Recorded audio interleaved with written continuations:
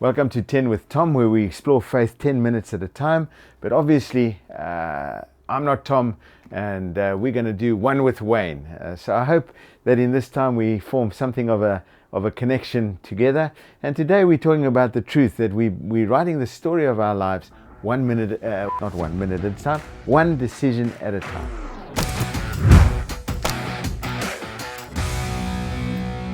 I've asked myself regularly the question, what kind of a dad do I want to be? So it's kind of thinking of the end, or what my life is going to be like later on, or how I will be described. What kind of a dad do I want to be? What kind of an employer do I want to be? What kind of a pastor do I want to be? How do I want my children to describe me lately? And just yesterday I was having a chat with my older daughter who said, "Dad, I'm reading this book, and it's all about parenting," and she's now a new parent of my little grandchild. And she says, "You know what, Dad, it's all the science and it's all clever things, but I want to tell you and Mom, you guys got it so right." It was like music to my ears. My child is is describing her early years, or my being dad, as being so right. It's like she's discovering it for the first time. But I'm glad that's the way she describes it. So asking that question, it's like we are writing the story of our lives one decision at a time. And if we're looking at the end, the outcome, if we begin, as Stephen Covey says, with the end in mind, what kind of a dad do I want to be? Then it determines what decisions I make today. We're writing the story of our lives one decision at a time. It's what we talked about on Sunday, really, that the way we make good decisions is we think about the end. We think about what kind of a story do we want told about us, and then that helps us make this decision well. So today, just in a moment, I was inspired by the decision of a young man. He's a man by the name of Joshua, and he was facing a world that was entirely different to the world he grew up in. He kind of had grown up in the desert. He had kind of grown up on a flight from Egypt to the promised land of Israel, and everything had changed. And he had to make a decision. And I just love the decision that Joshua made at that time. And it's recorded in Joshua chapter 24. I want to just read it for you from verse 14. He says, "Now fear the Lord and serve him with all faithfulness. Throw away the gods of your forefathers worshipped beyond the river and in the Egypt, and serve the Lord.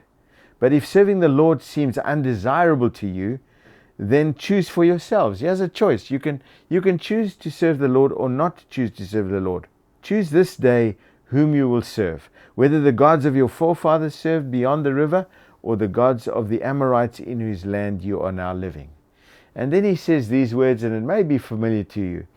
"As for me and my household, we will serve the Lord." It's kind of a foundational decision. As for me and my house, as for me and my wife, me and my children, we will choose to serve the Lord. Our life will be described as not necessarily successful, maybe not even happy, but our lives will be described as people who were faithful in the service of the Lord, the God of creation, the God of our ancestors, and the God of our hearts. What a beautiful choice. I must say, for me and our household, we have made that choice years ago. We will serve the Lord. And every decision we make, we filter through that. Is this decision in service of the God we know, who loves us, who has forgiven us, who has a plan for our lives, who wishes for us to be prosperous in its broadest sense of definition? Is this decision in service of God? Paul, in the book of Colossians, he would give a simple instruction that I think helps us do that. Colossians chapter 3, he says, "And whatever you do," so whatever you do, whatever you decide, whatever you do in word or in deed, do it all in the name of the Lord Jesus, giving thanks to God the Father for him.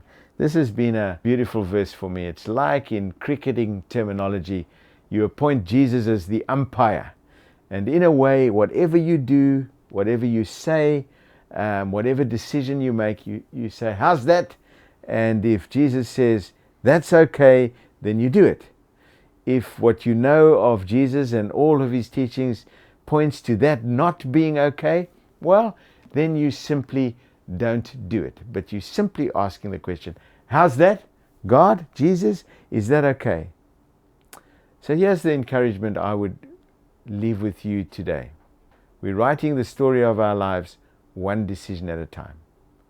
What we do today, what we say today, tomorrow will just be a story we tell. What story are you writing?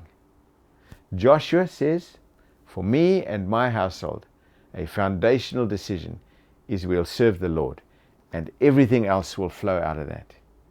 What will it be for you? So let me leave you that thought. Ask yourself, as I asked the question on Sunday, what story are you writing? In the decision you're making today, tomorrow, or the next day, in the decisions you face in this week to come, what story will you tell based on the decision you make now? Make a good decision and write a beautiful story, one that'll be told to your children and your children's children. God bless.